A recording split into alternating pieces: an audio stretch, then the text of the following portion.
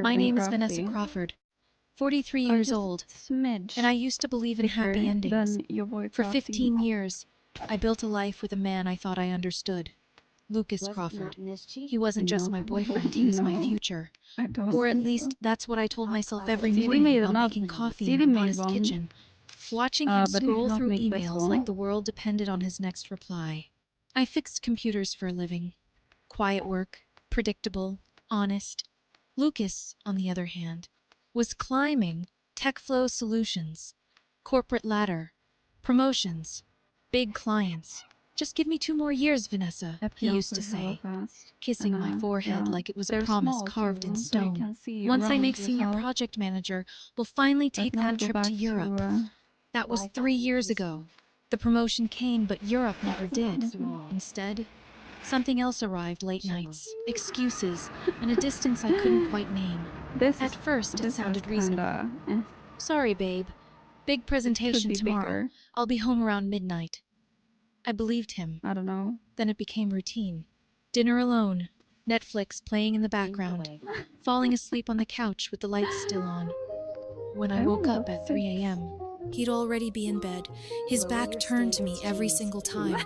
I told myself it was temporary, that ambition required sacrifice, that love meant patience. He's But love, sleeping. We're gonna I would later later. understand, also Frontier. requires truth, and But truth then I'm had gonna have quietly to hold slipped out of our home long before I noticed it as was well gone. when he's The first playing, red flag wasn't loud. It was subtle enough to dismiss if you wanted I to. don't know when, but New clothes. Lucas started buying things that didn't belong in our life. Tailored jackets, expensive watches, polished shoes that clicked too confidently on our hardwood floors. Image matters, he said one evening, adjusting his cufflinks in the mirror. Clients judge before you even speak. Also, I nodded, even though something about it didn't sit right. Then came the unexplained expenses, restaurants we'd never been to, Uber rides to places he'd never mentioned. When I asked, his tone shifted, sharp and defensive. Do you want to micromanage every business dinner I have? That was the moment I stepped back, and that was my mistake. The second red flag was louder, harder to ignore. His phone. Lucas used to leave it everywhere on the kitchen counter, in the bathroom, charging beside the bed. Suddenly, it never left his hand. He took it into the shower, slept with it under his pillow, and jumped whenever it buzzed. Work emergency, he'd mutter, typing furiously while our food went cold. I wanted to believe him, I really did. But trust isn't something you can force. It either grows or it rots. Yeah, you can't. And ours was starting to rot from the inside out. The breaking point came on a Thursday night in October. The kind of night where the air feels colder than it should. I'd just gotten home from fixing a server crash, exhausted, hands still dusty from crawling under desks. Lucas was already in the kitchen, dressed in a black suit I'd never seen before, perfect in a way that didn't feel meant for me. Wow, I said, forcing a smile. You look incredible. He didn't even look up from his phone. Client dinner, he replied. Peterson account. Could be huge. I knew that account, months of work, everything building toward this. That's amazing, I said softly. What time will you be home? Late. Don't wait up. He grabbed his keys and headed for the door, and something in me panicked. Lucas, I called. He paused, just barely. I love you. There was a silence, a fraction too long. Love you too. The door closed, and the house felt empty in a way that had nothing to do with space. At 10 p.m., I did something I had never done before. I opened my laptop and logged into our shared phone account, something we'd set up years ago, for safety, for trust. I clicked his location, and there it was, Chat Laurent, an upscale French restaurant downtown. Not exactly where you close business deals, more like where you whisper secrets over candlelight. My stomach tightened, but I tried to explain it away. Maybe clients liked fancy places. Maybe this was how success looked. Then I remembered something I hadn't thought about in months, his ex, Erica Brennan. They'd dated for 2 years before me. She was everything I wasn't confident, polished from money, and recently she'd joined TechFlow. Small world, Lucas had said casually. I hadn't thought much of it then. Now it felt like a warning I had ignored. He came home at 2 a.m., quiet and careful, like someone trying not to wake a stranger. I pretended to be asleep, but I wasn't. I smelled it before he even laid down wine, and something else that wasn't mine wasn't ours. "Dinner, okay?" I whispered. "Yeah," he said quickly. "Just work stuff. Go back to sleep." He turned away from me, and I stared at the ceiling until morning, realizing something I didn't want to admit. I didn't recognize the man lying next to me anymore. The weeks that followed blurred together, but the feeling didn't fade. It sharpened. I started noticing everything: the way he showered, the second he got home, the way he smiled at his phone with a softness I hadn't seen directed at me in months, the way our conversations became purely functional, stripped of anything real. It was like living with a coworker instead of a partner. One night at the gym, my friend Tommy looked at me and said, "You're hitting that bag like it owes you money." I stopped, hands shaking, and said the words out loud for the first time. "I think Lucas is cheating on me." They tasted bitter, heavy. Tommy didn't react right away. "Gut feeling?" he asked. "Yeah." He nodded slowly. "Then you're probably right." That should have scared me.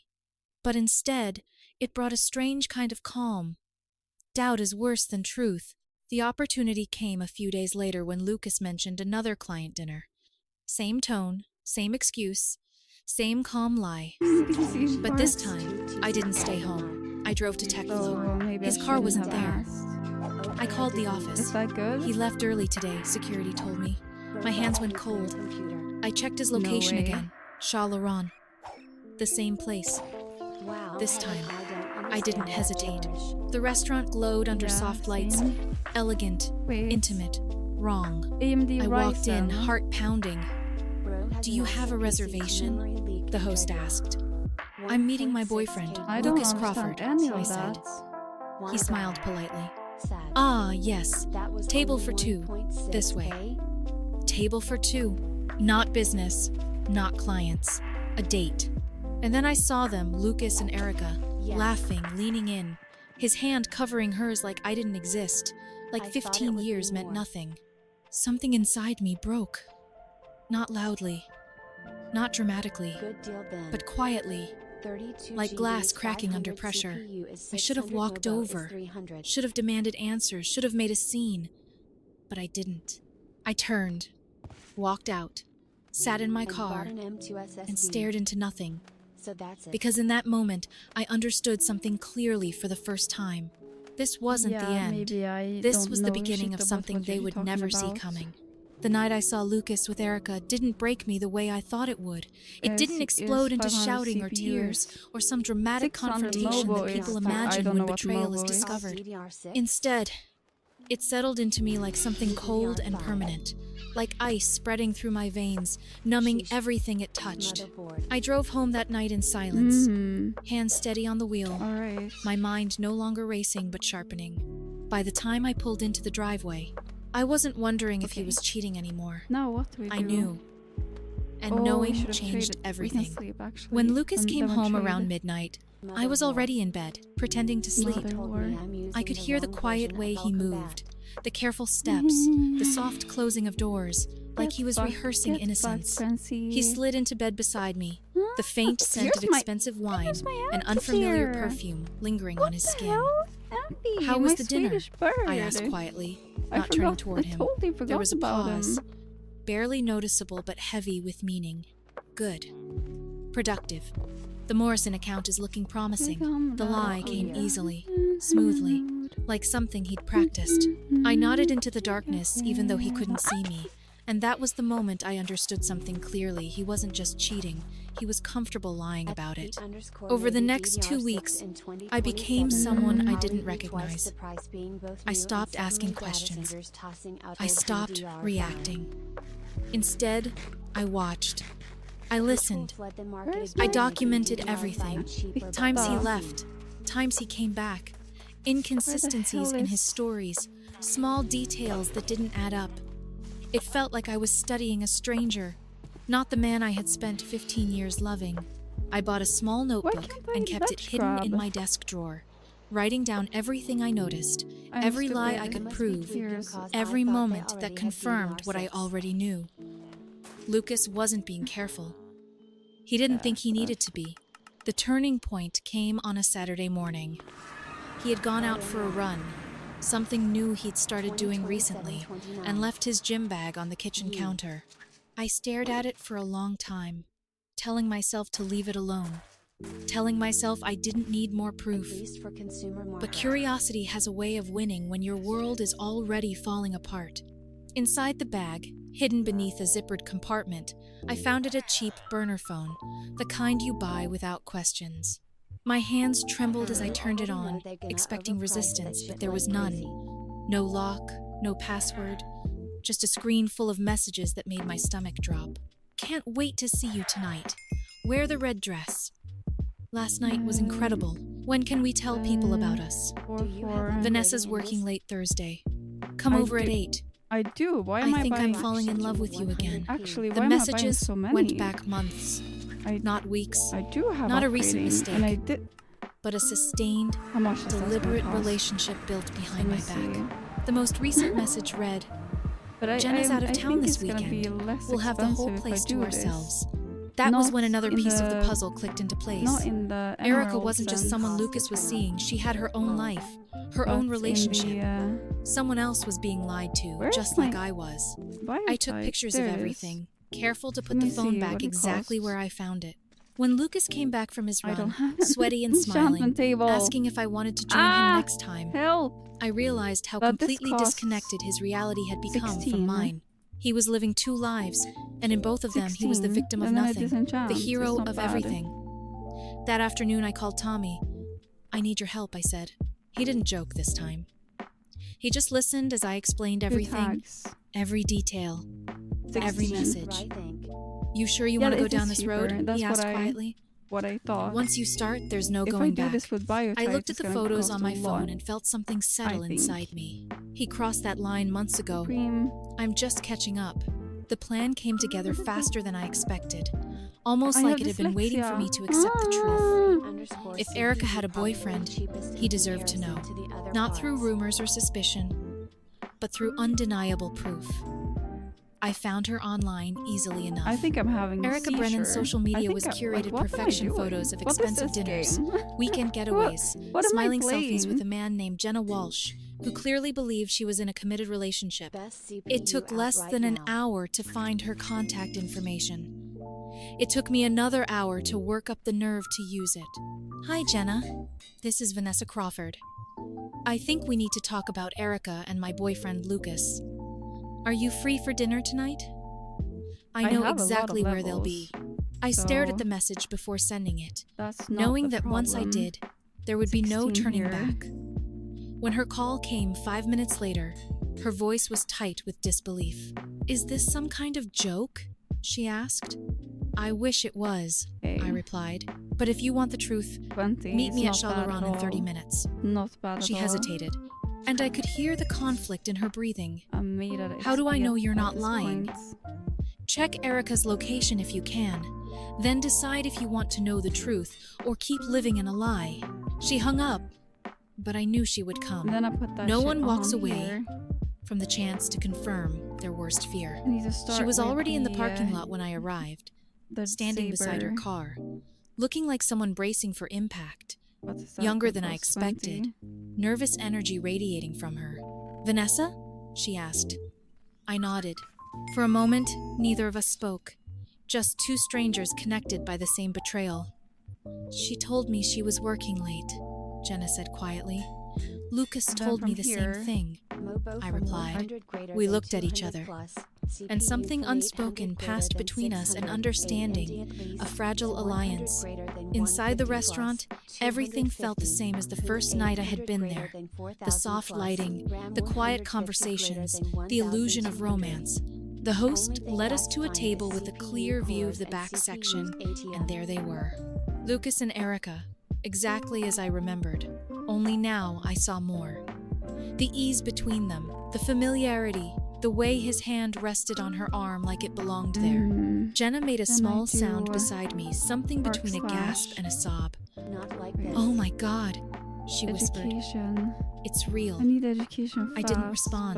But, I couldn't. let's not put it on I just watched, immediately. feeling the last pieces of I think denial it is, crumble inside me. We sat there the for a list while, says room not piercing, speaking arc much, slash, just observing. Maybe. They laughed, Let me grab shared the food, list, leaned actually. closer than necessary. At one point, Lucas brushed something off Erica's lip, and she smiled at him like he was the only person in the world. It hurt more than I expected. Not because I still The list believed is in us, saying Swift is but because I actually realized how arc slash. easily he had replaced I what we had do- built. I'm gonna My phone do buzzed, room piercing, and I arc didn't need to slash, look and to then know it was 4, him. which is gonna Running be late. Don't wait up. Lysil, I showed the message to Jenna, education, and she checked her phone. vampirism, Project and running curse of long. possession. Love you. Then I have a good plan. She let for out a this bitter weapon. laugh. He actually wrote love you. But I arc nodded slowly. slash. Lucas wrote sorry, like he So thinks that makes it Eddie- better. That was the moment everything shifted. Vamp. The anger, the hurt, the confusion, they all condensed into something Rune. sharp and focused. I looked at Jenna and asked, "Do you want to keep I do watching? have some swishy. Or do you want to end this?" Like, She wiped her eyes and straightened slightly. 5 still. End it. I pulled out my phone and typed a message to Lucas, my hands steady in a way they hadn't been I in did weeks. not have, No worries. Guess what? I'm also at arc dinner tonight with Erica's slash- girlfriend. We're sitting 2 tables behind Oh God, I you. have sword, Turn arc around. slash. Did I not I have hit an arc send and slash leaned tree? back, my eyes fixed on him. I It happened can't almost search instantly. His phone lit up. in my inventory. He glanced at it casually, then froze. His expression changed so quickly it was almost surreal. Confidence draining from his face, Alright, replaced goodbye. by something raw and panicked. Yeah, He looked I'm around gonna the end room, stream soon, trying not to but be I'm obvious, gonna probably but it was stream too all late. night. Our eyes met across the Yeah, I'm distance, stupid. and in that moment, Just- everything yeah, I'm between us stupid. ended. Ah, No frick, words, I need no an explanation. enchantment table. Just the silent collapse of An 15 enchantment years. table that Now has what? a different whispered. recipe in I stood up, Jagora. feeling a strange calm settle over me. Oh, Now we let them come to us, I said. the But she shook her audacity. head, something fierce flashing in her Frickin' eyes. audacity. And before I could stop her, I'm not she walked spending my straight Twitter toward their scroll. table. I followed, my heart pounding not with fear but with something closer to resolve. Go away. "Hi, Erica," Go- Jenna you said, go and her voice go steady to the despite store. the tears in her eyes. "How's work going?" Erica looked up, confusion turning to horror as recognition set in. Lucas stood halfway out of his seat, really upset. his with face you. pale. "Vanessa, Let's go here. Who cares? what are you doing here?" he asked, like I was the one out of place. I almost laughed at that, at the absurdity of it. "I think the better question is, Spray. what are you Lost doing my here?" backy. I said calmly. Around us, conversations had quieted, people watching without pretending not to. The truth had a way of demanding attention, whether anyone wanted to give it or not. Erica tried to speak, but Jenna cut her off, her voice breaking with anger. 8 months, she said. 8 months of lies. Lucas reached for me, but I stepped back, the gesture instinctive. "Don't," I said quietly. "You lost that right a long time ago. Everything after that blurred into fragments, voices raised, apologies thrown like lifelines, explanations that meant nothing. But one thing stayed clear in my mind as I stood there, looking at the man I had loved for half my life. This wasn't the end of my story. It was just the end of his place in it. Walking out of that restaurant didn't feel like victory. It didn't feel like closure either. Lag It internet felt like supplies. stepping out of a burning building and Ah, realizing you had lag. nowhere to go. The air outside was colder than And I I'm mem expected, leaking. sharp no, against my not skin, mem leaking. and for a moment I just stood there, I have a- breathing, I trying went to this understand how so- 15 years so could that collapse yeah, into I'm a single leaking. evening.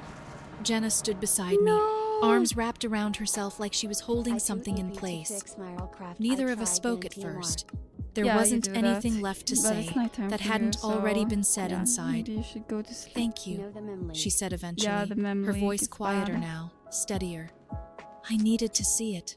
I nodded, I think because I understood. I'm gonna end Some stream here, truths don't actually, feel real until they're right in front of you, undeniable because and I need ugly. to cook food, The next few and days then, moved yeah, strangely, like time had shifted into something slower but heavier. I'm gonna Lucas go cook texted, food. called, Food. left long messages trying to explain, trying to reshape what had So- happened into something less final. I didn't respond. Poor Jay. Not because I didn't have anything to say, but because I realized none of it mattered anymore. Explanations don't undo Bye. betrayal. They just try to make it easier to live I'm with. gonna read. And I wasn't interested in Actually, making it I easier. will read I was Cordy. interested in ending it. I stayed with We're gonna Tommy go for read a Chicken while, instead because sleeping Chicken on a found really worn-out good couch shit in the in back of Arcane his gym, Frontier. surrounded by the sound of early morning workouts So and the rhythm of people gonna- pushing themselves we're gonna forward. go see It was doing. messy, That's- uncomfortable, I'll see but you soon honest, again. in a way my Thank life you hadn't been everyone for showing months. up. Lucas moved in with Erica Immediately. almost immediately, which told me more Right. than any apology ever could. You don't build that kind of comfort overnight. You don't replace someone that easily unless you've already been leaving them for a long time. That realization didn't hurt the way I expected. It didn't feel like a fresh wound. It felt like confirmation, like the final piece of a puzzle sliding into place. The relationship I thought I had been holding on to had already been gone. I had just been the last one to admit it. But I wasn't done. Not emotionally, not mentally, and definitely not strategically. The confrontation at the restaurant had been the spark, but it wasn't the fire. I started looking deeper into Erica's life, not out of obsession, but out of something colder, more precise. Patterns started to emerge quickly. Her lifestyle didn't match her income. The luxury, the trips, the image, it was all built on something unstable. Credit cards, borrowed money, family support, and more importantly, a history. Erica had done this before. Workplace relationships, overlapping timelines, stories that didn't quite line up. It wasn't just me she had stepped into, it was a pattern she repeated. Jenna and I stayed in touch, not because we wanted to relive what happened, but because we were both trying to understand it. One afternoon over coffee, she showed me messages Erica had sent her after the confrontation. Apologies, excuses, attempts to rewrite the narrative. "It didn't mean anything," Erica had written. "You're the one I really care about." I stared at the screen, feeling something shift inside me again. It wasn't anger this time. It was clarity. Erica wasn't choosing between people. She was collecting them, using whoever gave her the most in the moment. That was when I decided to act. Not impulsively, not emotionally, but deliberately.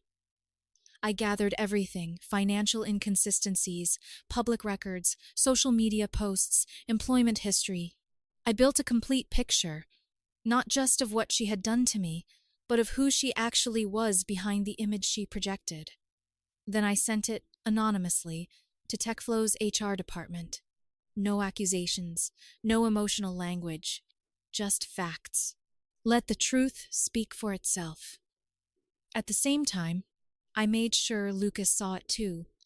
Not directly from me, but from a source he couldn't dismiss as revenge. The fallout came faster than I expected. Erica's carefully constructed world started to crack almost immediately. Questions at work, conversations behind closed doors, people who had ignored the signs before suddenly paying attention. Lucas, caught in the middle, tried to hold everything together, but he wasn't built for pressure like that.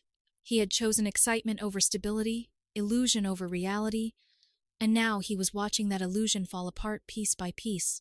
Jenna told me he had started reaching out to her again, trying to repair what he had broken. That alone told me everything I needed to know. He hadn't changed. He was just looking for another place to land. A few weeks later, Erica showed up at the gym. I almost didn't recognize her. The confidence was gone, replaced by something desperate and fragile. Her clothes were wrinkled, her hair unkempt, her eyes tired. "We need to talk," she said, her voice shaky. I wiped my hands on a towel and looked at her without saying anything. "I made a mistake," she continued. "A huge mistake. I didn't realize what I had until it was gone. I let the silence stretch between us because I wanted her to hear how empty her words sounded. "You didn't make a mistake," I said finally. "You made a series of choices, over and over again." She started crying then.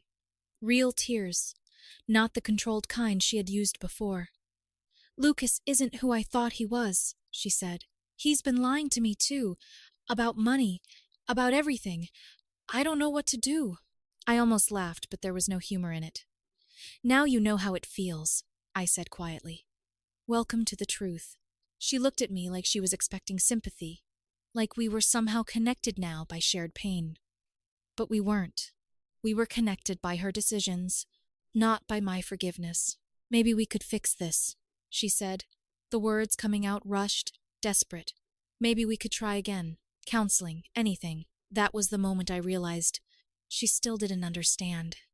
She thought this was about repairing something broken. She thought there was still something left to repair. There's nothing to fix, I replied. You didn't break something. You ended it. Her expression shifted then, confusion mixing with fear. So that's it? She asked. 15 years, and you're just walking away? I shook my head slowly. I'm not walking away, I said. You already left. I'm just refusing to follow you. She didn't say anything after that. She just stood there for a moment, like she was waiting for me to change my mind, and when I didn't, she turned and walked out. I watched her go, not with satisfaction, not with anger, but with a kind of quiet acceptance. Some endings don't need closure. They just need distance. The legal process that followed was exhausting but straightforward. Papers, signatures, dividing assets that suddenly felt meaningless. 15 years reduced to documents and decisions. When it was finally over, when the last signature was placed and the final conversation ended, I expected to feel something dramatic. Relief, maybe, or grief. Instead, I felt calm. Not empty, not broken, just still. Like the storm had finally moved on. Life didn't suddenly become perfect after that. It became simpler, cleaner. I stopped checking my phone for messages that would never come. Stopped replaying conversations in my head. Stopped trying to understand something that no longer mattered. I focused on the gym, on helping Tommy build something real, something honest. It wasn't the life I had planned, but it was mine, and that made all the difference. Months later, I heard what had happened to them. Erica had lost her job after the investigation, uncovered inconsistencies in her work and behavior. Lucas had left soon after, not by choice but by necessity. Their relationship didn't survive the pressure. It couldn't. It had never been built to last. It had been built on secrecy, on excitement, on the illusion of something better. And illusions don't survive reality. The strangest part wasn't hearing about their downfall. It was realizing I didn't feel anything about it. No satisfaction, no revenge, no desire to see them suffer. Just distance. Their story wasn't mine anymore. It had ended the moment I chose to step out of it. On the 1-year anniversary of that night at the restaurant, Jenna called me. She sounded different, lighter, steadier. I met someone, she said. Someone honest. I smiled, genuinely happy for her. That's good, I replied. You deserve that. She paused, then asked, What about you? I looked around the gym, at the people working, improving, being real in a way I hadn't experienced in a long time. I'm working on myself, I said, learning to be okay on my own before I try anything else. She laughed softly. That sounds healthy. It is, I said. For the first time, it really is. After we hung up, I went back to my workout, feeling something settle inside me. Not closure, not exactly, something better. Freedom. Lucas's betrayal had destroyed the life I thought I had, but it had also forced me to build something real in its place. And in the end, that mattered more than anything I had lost. Because the truth doesn't just hurt. Sometimes, if you let it, it sets you free.